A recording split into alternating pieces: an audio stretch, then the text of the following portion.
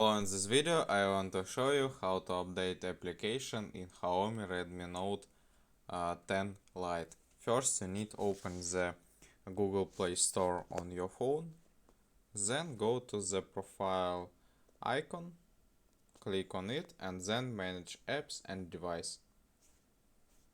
Then click on the manage.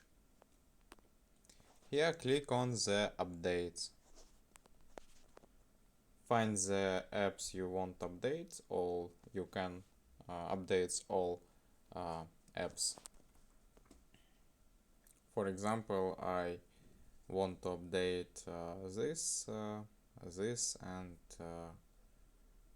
this, and then click on the circle arrow in the top right and click, and as can we see, it works.